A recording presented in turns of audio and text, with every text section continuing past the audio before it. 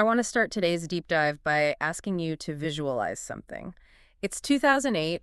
The financial world is, it's basically on fire. Banks are collapsing left and right. Cold chaos. Right. And in this tiny apartment in San Francisco, you've got two guys. They're standing in their kitchen and they're holding a hot glue gun and a cardboard box. That does not sound like the beginning of a tech giant. It sounds more like an arts and crafts project. It pretty much was. They're gluing together a cereal box, but it's not just any cereal. They've designed and printed these caricatures of Barack Obama and John McCain. Oh, I remember these. Yeah, they called them Obama O's, the breakfast of change, and Captain McCain's, which promised a maverick in every bite. That's pretty clever, you have to admit. Super clever. They literally bought the cheapest generic cereal they could find, stuffed it into these homemade boxes, and then sold them on the street for $40 a box during the election conventions. $40 Sure. for what was probably just like generic Cheerios. Exactly. That is an insane markup. But here's the thing, and this is the crucial part.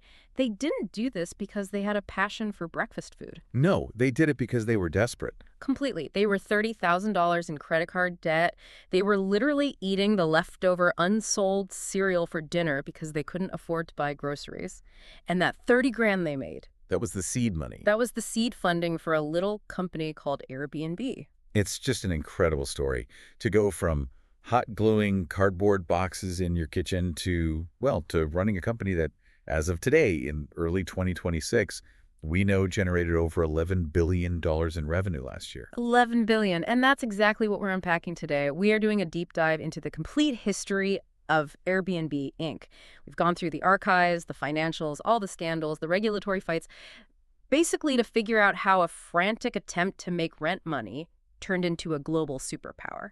And superpower is, I think, the right word. Because we're not just talking about a travel company here. We're talking about a business that fundamentally changed how we think about property. How so? Well, they created a new asset class. Really, they took your spare room or your entire apartment and turned it into a source of income. But as we're going to see, that kind of disruption, it comes with a huge price. A price for who? For the founders, for Yeah. the cities they operate in, and, for the very idea of what a community even is. So today is Friday, February 6, 2026. Airbnb has now been a public company for, just over 5 years? It's a household name, a verb even. People say I'm going to Airbnb a place. It's like Google or Uber. For sure. Yeah. But the path to get here was just so messy. It was full of rejection, lawsuits, and frankly, some very questionable decisions along the way. So what's our mission today? Our mission is to really get under the hood of that disruption. First, we need to understand the mechanics of the business. I mean, how do you make that much money without owning a single hotel room? And then we pivot to the externalities. The consequences. Exactly. How did their slogan, "Belong Anywhere," somehow turn into a global war over housing affordability and neighborhood identity? All right, let's do it. Let's rewind the clock. It's October 2007, San Francisco. We've got our two main characters, Brian Chesky and Joe Gebbia. Roommates, both designers from the Rhode Island School of Design, RISD. And as we said, they're completely broke. Their landlord had just raised the rent, and they were scrambling. They just didn't have the cash. And it's really important to get the context here. October 2007 is just before the economy completely implodes.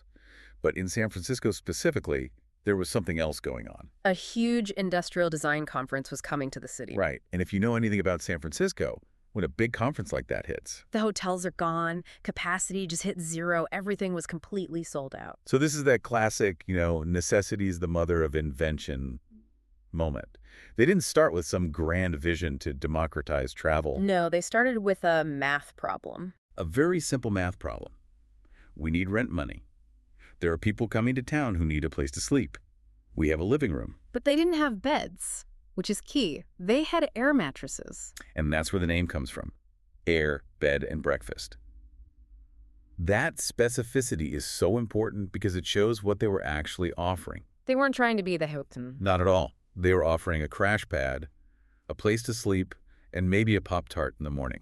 So they threw up this super simple website, airbnbbreakfast.com, and aimed it right at the attendees of that design conference. And it actually worked. To their surprise, yeah. They got 3 guests, a 30-year-old guy from India, a 35-year-old woman from Boston, and a 45-year-old father from Utah. They charged them $80 a night. And right there, that's the proof of concept. It proved that, yes, strangers will pay to sleep on an air mattress in your living room if the price and the context are right. But, proving a concept to 3 people is a world away from actually building a business. Absolutely. Which brings in the third co-founder. So in February 2008, they bring on Nathan Blakershick. Nate. He was Chesky's former roommate, but crucially, he wasn't a designer. He was the tech guy. He was a coder, an engineer. And you absolutely need that technical architect. Chesky and Jebbia had the vision for the brand, the look, the feel. But to scale this thing beyond a simple web page, you need a back end. You need someone who can actually build it. Blazersik became the CTO. So with him on board, they do a more formal launch, Yeah. August 2008. Nothing. Crickets. Nobody cared. And this is the part of the story that always gets, glossed over in the triumphant retellings. Mm-hmm. Everyone assumes it was an overnight success. It was the opposite of an overnight success. For that first year, they were barely making $200 a week. Investors thought the idea was, frankly, insane. Well, can you blame them? It's 2008. Your pitch is, hi, I have a great idea. We're going to convince complete strangers to let other complete strangers sleep in their homes. It just sounds like a recipe for getting robbed or murdered. It really does. It breaks the first rule your parents ever teach you. Don't talk to strangers, and for God's sake, don't let them sleep in your house. Silicon Valley investors at the time, they wanted scalable software. They didn't want real-world liability. So they got rejected by everyone. Which brings us right back around to the cereal boxes. The hustle. They needed money just to keep the lights on, so they did the Obama O's thing. But that stunt, it did something more important than just making them 30 grand. It got them a meeting. With Paul Graham at Y Combinator. And for anyone who doesn't know, Y Combinator, or YC, is basically the Harvard of startup incubators. Paul Graham is a living legend in Silicon Valley. And the story goes that Graham, he actually hated the idea. He thought it was weird. He thought it was a terrible idea. He just couldn't imagine why anyone would ever use this service. But as the meeting was ending and, it was not going well, Chesky pulls out a box of Obama O's. He just had one with him. Yeah, he had a box. And he tells Paul Graham the story of how they funded the company so far by selling these things for $40 a pop. And that's what flipped the switch for Graham. Completely. Graham later said something like, if you can convince people to pay $40 for a $4 box of cereal, maybe you can convince them to sleep on each other's air mattresses. So he wasn't investing in the idea at all. No, he was investing in them, in their sheer tenacity.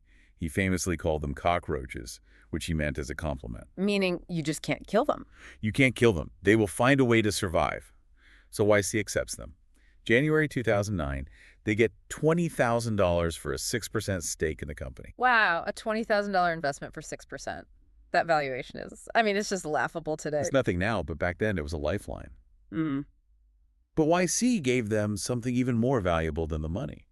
Paul Graham gave them a piece of advice. He said, go do things that don't scale.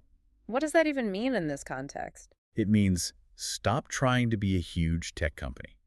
Stop trying to write code that solves every problem for a million users you don't even have yet. He told them, go meet the 10 users you do have. And they took that literally. They did. Chesky and the team, they flew to New York City, which was their biggest market at the time. They just started knocking on the doors of their hosts. To do what? Just to say hi, to get feedback. To fix the product. Yeah. Because they realized, once they were inside these apartments, that the photos on the website were awful. Oh, right. These are just like blurry flip phone pictures. Exactly. Dark corners, unmade beds. It looked terrible. So they rented a professional camera, and Chesky and Jebbia, the founders, went door to door themselves and took beautiful, high-resolution photos of their hosts' apartments for free. That seems so manual, so time-consuming. Like the CEO is playing the part of a real estate photographer. It was completely unscalable, but it worked. Their revenue in New York doubled almost immediately. Wow, just from better pictures. Just from better pictures. Because you have to remember, in hospitality, the photos are the promise. If a photo looks bright and clean and professional, you trust the host. You trust the space. And if it looks like it was taken on a potato, you assume the place smells like cat food. Exactly. So they figured out that trust was the real product, and photography was the way to build it. And around that same time, March 2009, they made another big change. They finally dropped the airbed part of the name. Right. They became just Airbnb. It was a huge strategic shift. They realized their market wasn't just conference goers looking for a crash pad. It was people looking for a room, an apartment, a castle, a treehouse, a villa. They needed a name that didn't literally imply you'd be sleeping on a bag of plastic. Precisely. So they have the new name, they have a model that's starting to work, and they have these professional photos. Now the rocket ship phase begins. Okay, so let's get into the financials, because the jump from surviving on leftover cereal to billionaire status happens, it's frighteningly fast. It really is a classic hockey stick growth curve. Once they cracked that code of trust, which was a combination of the photos and a two-way review system, the network effects just took over. Can you explain that term for a second? Network effects? Sure. It's the core of any successful marketplace. It's a two-sided platform. The more hosts you have, the more attractive the platform is to guests, because there's more choice. And the more guests you have? The more attractive it is to hosts, because there's more demand. It creates this self-reinforcing flywheel. It just spins faster and faster on its own. And the venture capitalists saw that flywheel starting to spin? Oh, yeah. By 2011, they're raising a huge round from Sequoia Capital and Andreessen Horowitz. Even Ashton Kutcher got in on that round. Kutcher seems to pop up in every major tech story. He does, but his involvement was actually really important for the brand. It helped make Airbnb feel cool and mainstream, not just some weird thing for budget travelers. So the valuation just starts exploding. Exponentially. By 2014, they hit a $10 billion valuation. By 2017, it was $31 billion. But the real main event, the big payday, is the IPO, December 2020. I want to pause on that date, because it seems like the single worst time in modern history to take a travel company public. It was an incredible gamble. Yeah. December 2020. The world was still deep in lockdown mode. International travel had completely vanished just 6-7 months earlier. They must have been terrified. They were. But they had also noticed a really interesting trend. There was a huge rebound in domestic travel. People were renting cabins for a month to escape the city. The work from anywhere thing was starting. Exactly. So they bet that the market would see their resilience, not just their weakness. And they were absolutely right. They raised $3.5 billion. And the stock just took off. It doubled on the first day of trading. It valued the company initially at over $100 billion. Which is just staggering. And didn't they do something unusual with the IPO stock, something for the hosts? They did. This was a really fascinating move. Normally, when a company goes public, the shares at the IPO price are reserved for big institutional investors. Banks, hedge funds. The little guy can't get in until it's already trading. Right. But Airbnb set aside about 9 million shares specifically for their hosts. So if you were a longtime host, you could actually buy stock at the opening price. Exactly. You could buy in at $68 a share. It was a really smart gesture, a way to acknowledge that fundamentally, Airbnb owns nothing. Their entire global inventory of rooms is owned by these individuals. If the hosts all decide to leave tomorrow, the company is worthless. It's worth zero. So it was a clever way to buy some loyalty and share the upside. Okay, let's fast forward to the present day. We're looking back at the full year financials for 2024. How big is this machine now? It is massive. The revenue for 2024 was $11.1 billion.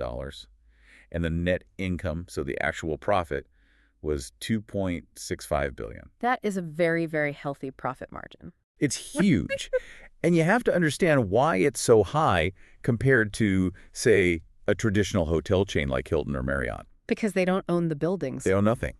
Hilton has to pay for the building, the mortgage, the electricity, the cleaning staff, the person at the front desk. Airbnb pays for servers and marketing. The asset-light business model. Precisely. They are a software company that just happens to be playing in the travel industry. Their take rate, the percentage they keep from every booking, is their lifeblood. How does that work? Well, they take a small cut from the host, usually around 3%, but then they charge the guest a service fee that can be, 14% or even higher. So on a $1,000 booking, Airbnb might walk away with $170 just for being the middleman. Nice work if you can get it. It's a fantastic model. And they're using that cash to expand aggressively. They're not just waiting for people to list more homes. They're out there buying companies. What's their acquisition strategy look like? Who are they buying? Well, back in the day, they would buy smaller local competitors just to shut them down. Companies like Acaleo in Germany or CrashPatter in the UK. Just take them off the board. But the strategy's changed now. It's much more sophisticated. In 2019, they bought Hotel Tonight. Which felt like a total contradiction at the time. We're the anti-hotel company, and we just bought a hotel booking app. It was a smart hedge. They realized they were weak on last-minute bookings. An Airbnb host often needs a day or two of notice to get a place ready. Hotels are built for instant booking, so Hotel Tonight fill that gap. But what's been the most interesting recent acquisition? For me, it was in November 2023. They bought a small company called GamePlanner.ai. Ah, of course, the obligatory AI pivot. Every tech company in the 2020s has to have an AI story. It's true, but for Airbnb, it actually makes a ton of sense. Hmm. Brian Chesky has been talking for years about creating the ultimate concierge. What does that mean? It means going beyond just booking a room. Imagine an AI that can plan your entire trip. You just say, find me a quiet place in Tuscany near a good vineyard that's friendly for a family with a toddler, and also book us a pasta-making class for Tuesday afternoon. So they want to be the travel agent, not just the booking engine. We want to own the entire travel experience, from the moment you start dreaming about a trip to the moment you check out. That's the holy grail for them. But this is where the story starts to get complicated, because you can't just grow to an $11 billion company with millions of listings all over the world without bumping into the real world. Without bumping into the neighbors. Right. And this brings us to what we've called the Airbnb effect. And depending on who you talk to, this effect is either a brilliant liberation of capital for homeowners, or it's the complete destruction of local communities. And the debate gets very heated very quickly. So let's break down the core economics of it, because that's really the root of the entire conflict. Why does Airbnb make rent go up for everyone else in a city? It comes down to a concept called the yield gap. It's just a fancy term for a simple choice. Okay, give me an example. Let's say you own an apartment in a popular city like Barcelona. You have two options. Option one, you can rent it to a local family on a long-term lease for, say, €1,000 a month. Okay, stable income. Stable, predictable. Option two, you can put that same apartment on Airbnb for €150 a night. So if you rent it for just 10 nights in a month, you've already beaten the long-term rent. You've beaten it. And if you rent it for 20 nights, you've doubled your money. As a rational property owner, what are you going to do? You're going to chase the higher yield, you kick out the local family, and turn your apartment into a full-time, unregulated hotel. Exactly. But when thousands of landlords in a city all make that same rational decision at the same time, you suddenly remove thousands of housing units from the long-term rental market. Supply goes way down, demand from locals stays the same. And prices for the remaining apartments go through the roof. And suddenly, the barista who serves coffee to the tourists can't afford to live in the city anymore. That's the accusation. And we've seen this play out in major cities all over the globe, which of course led to a massive regulatory backlash. The cities started fighting back. It feels like a global game of whack-a-mole. Let's take a quick tour of that battlefield. New York City seems to be ground zero for the war against Airbnb. New York went for the jugular. For years, it was a legal gray area, but with a rule called Local Law 18, which really came into force in 2023 and 2024, they effectively banned the core Airbnb business model for most apartments. How did they do that? What are the rules now? The rules are incredibly strict. For any rental under 30 days, the host, the owner or primary tenant, must be physically present in the apartment during the entire stay. So you can't just rent out your empty apartment while you're on vacation? No. You can only rent out a spare room while you're there sleeping down the hall. And you can't have more than 2 guests. That immediately kills the professional host model, the people running dozens of investment properties. It obliterates it. And on top of that, you have to register with the city to get a license. And the process is designed to be very difficult. The number of legal Airbnb listings in New York City fell from over 10,000 to just a few hundred almost overnight. Wow. A huge blow to their biggest market. What about in Europe? I know Berlin was famously aggressive. Berlin had a law with a fantastic German name, the Zweckentfremdungsverbot. Which means? Roughly the prohibition of misuse. They legally defined taking a residential apartment and using it for tourism as a misuse of the city's housing stock. They've tweaked the rules over the years, but generally renting out an entire apartment short-term requires a very hard-to-get permit. And Barcelona was another hotspot, right? Barcelona is probably the most hostile city to Airbnb in the world. They completely stopped issuing new licenses for tourist apartments years ago and have teams of inspectors who hunt down illegal listings and issue massive fines. They're trying to reclaim the city for residents. Now, Airbnb's defense in all of this is always the same. They paint themselves as the victim of the big, bad hotel lobby. Is there any truth to that argument? Oh, absolutely. There was a shadow war going on. The hotel industry, represented by groups like the American Hotel and Lodging Association, saw Airbnb as a direct existential threat. So they lobbied city governments. Aggressively.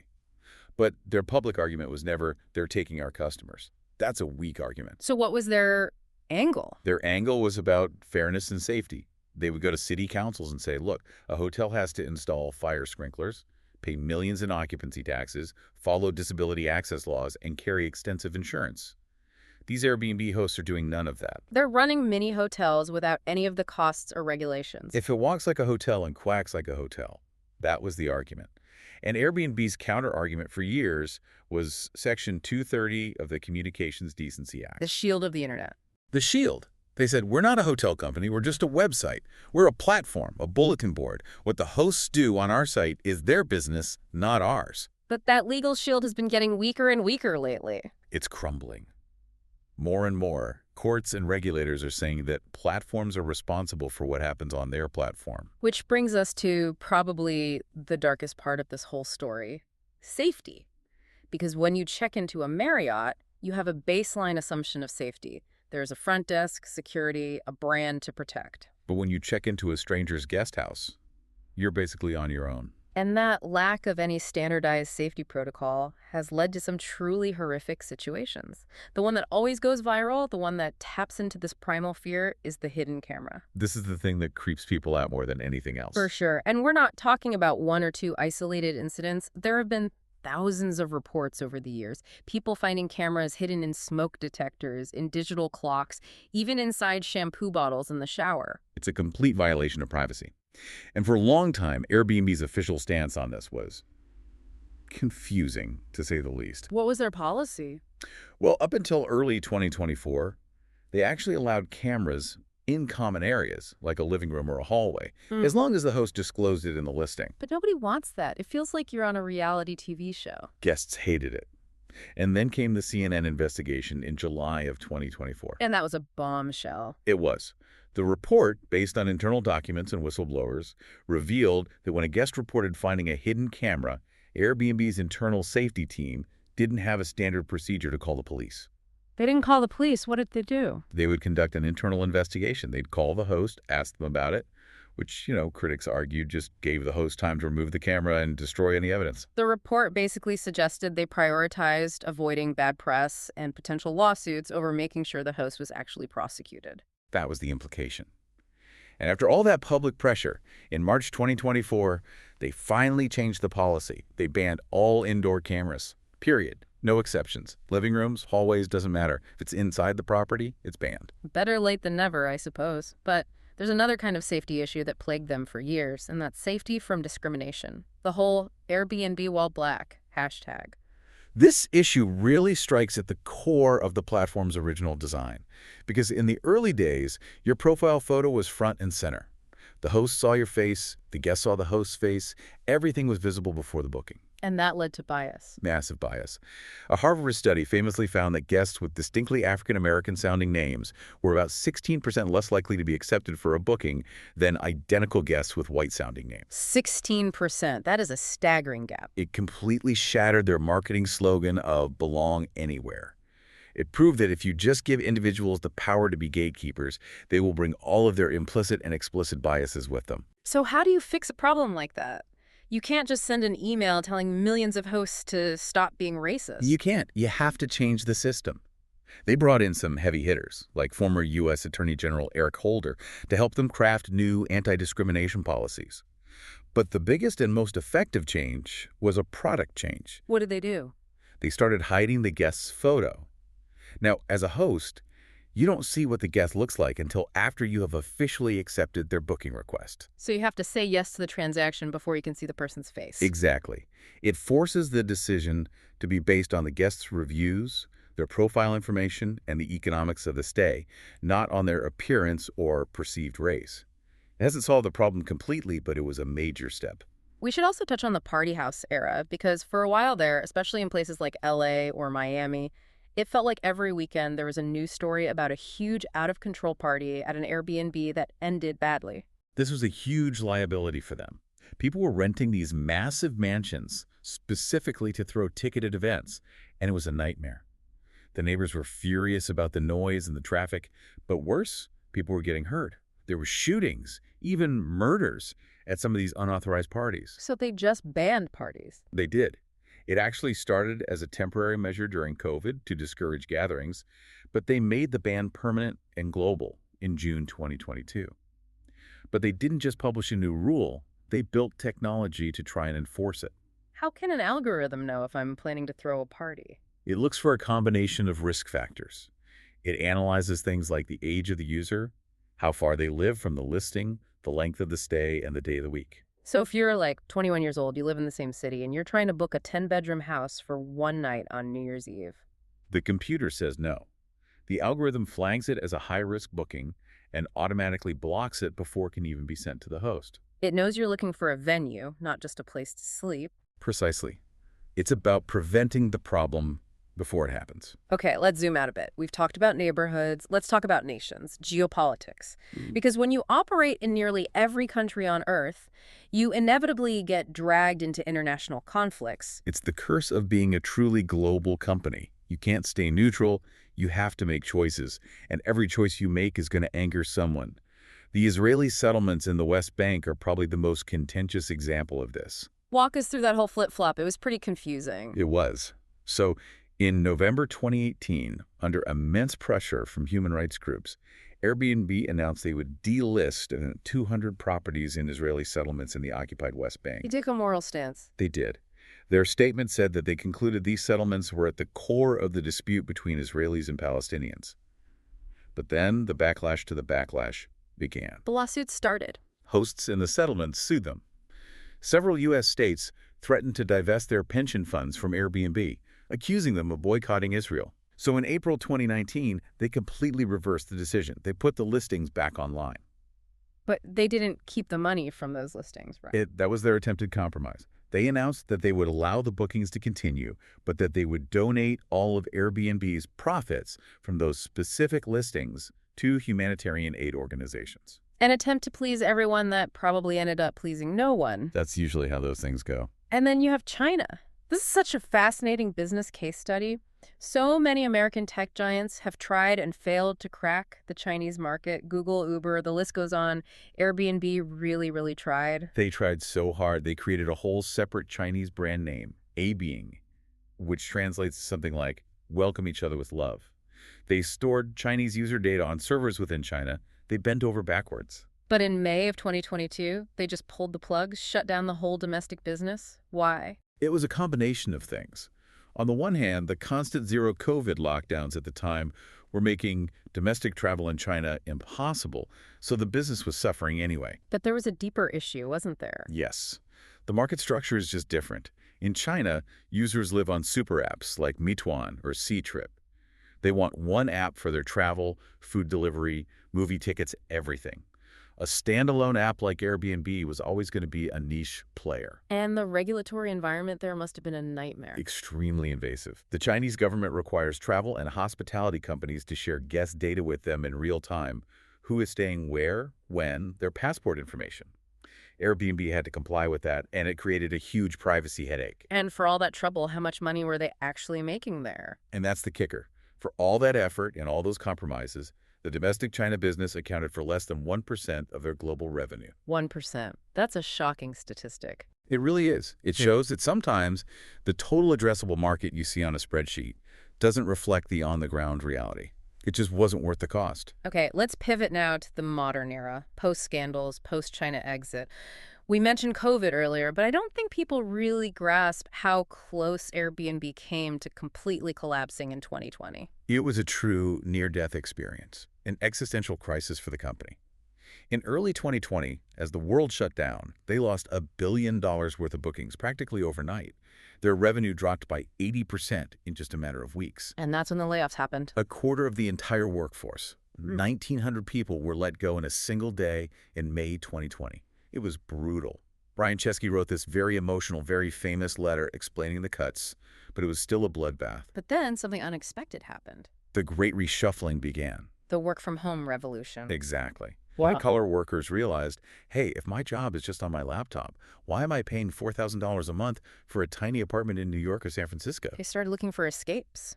And they started booking Airbnbs, but not for a weekend. They were booking them for a month, 2 months, 3 months at a time, in a cabin in the woods or a house by the beach. So long-term stays became their new growth engine. It became their fastest growing category by a huge margin, stays of 28 days or longer. Airbnb suddenly wasn't just for vacations anymore, it was for living. And the company itself really leaned into this shift. In April 2022, they made a huge announcement for their own employees. They told them they could live and work from anywhere, forever. No pay cut if you move from San Francisco to a cheaper city. It was a radical move. They started living the lifestyle that their product enables. They perfectly aligned their corporate culture with their product. It was a brilliant marketing move, but it also just acknowledged the new reality of the modern workforce. And now, in this more mature phase, they're trying to cement their status as a permanent blue-chip company through these massive global sponsorships, the Olympics, for example. And now, the FIFA World Cup. That partnership is enormous. They're a major sponsor of the Club World Cup in 2025, and then the big one, the 2026 World Cup across the U.S., Canada, and Mexico. Just think about the logistics of that 2026 tournament. Millions of fans will be moving between dozens of cities across 3 countries. The hotels can't possibly handle that volume of people. So Airbnb is positioning itself as the official default overflow housing solution for the biggest sporting event on the planet. It's a huge step for legitimacy. It says, we aren't a disruptive startup anymore. We are global infrastructure. But even as they become part of the establishment, they can't seem to escape controversy. We have to mention the recent DOGE news from last year. Right. In February 2025, it was announced that co-founder Joe Gebbia had joined the Department of Government Efficiency. This is the new government reform initiative, the one led by Elon Musk. Correct. And Gebbia, a tech billionaire, stepping into a powerful role focused on efficiency and cutting red tape, sparked a lot of debate. It blurs the line between Silicon Valley and Washington. It does. And critics immediately raised concerns, worrying about tech moguls being put in charge of dismantling the very regulations that, well, often restrict the power of companies like Airbnb. A pretty clear conflict of interest, potentially. Or a synergy, depending on your political perspective. But it shows that the founders of Airbnb are no longer just business leaders. They are now major players on the political stage. Okay. So we've gone from the cereal boxes to the boardrooms, from the IPO to the AI. I want to try and synthesize all of this because, honestly, I feel really conflicted. I use Airbnb. I love staying in a cool house somewhere new. We all do. But I also hate what I see happening to the character of cities I love, seeing whole neighborhoods turn into, essentially, tourist-only zones. And that is the central paradox of this company. On one hand, Airbnb genuinely democratized travel. It made it possible for an ordinary person to stay in a treehouse in Costa Rica or a houseboat in Amsterdam for the price of a generic, boring hotel room. That is a real innovation. But the cost of that innovation was the commodification of the home. You've nailed it. They took the most personal, intimate asset we have, our home, and they turned it into a financial instrument. They made every homeowner a potential CEO and every spare room a potential hotel. And it's interesting, unlike a hotel, they have no loyalty program. I've always found that so strange. Marriott has Bonvoy, Hilton has Honors. Why no Airbnb points? It's because of that individual, decentralized nature. A hotel chain wants you to be loyal to their brand. Airbnb isn't a brand in the same way. It's just a connector. Their competitive advantage, their moat, isn't loyalty. It's liquidity. Meaning? They just have the most hosts and the most guests. That's the network effect we talked about. It's incredibly difficult for a competitor to break that cycle. So as we wrap this up, what's the final takeaway? If you're listening to this right now and you're about to go book your summer vacation, what should you be thinking about? I think you just have to be a conscious consumer. You have to understand that your booking has a real, tangible impact on the neighborhood you're visiting. Read the reviews, not just for whether the place was clean, but for clues about the host. Is this a person renting out their spare room or a corporation running 50 sterile apartments? And maybe give the smoke detector a quick look when you check in. Definitely check the smoke detector. I want to leave you with one final thought. The genius of Airbnb was proving that trust could be designed and that it could be scaled. They proved that deep down we are willing to trust strangers with our keys, our homes, and our safety. But as the company continues to grow and automate, the question becomes, can they maintain that delicate trust when the financial transaction starts to feel more important than the human connection? That really is the billion-dollar question for them. If it just becomes another faceless transactional booking site, it loses all the magic that made it special in the first place. But if they can somehow keep that original spirit of hosting alive, they might just survive the regulators and the backlash. It's a fascinating story of cereal, sensors, and sleeping on a stranger's floor. Thanks for listening to The Deep Dive. We'll see you next time. Stay curious, everyone.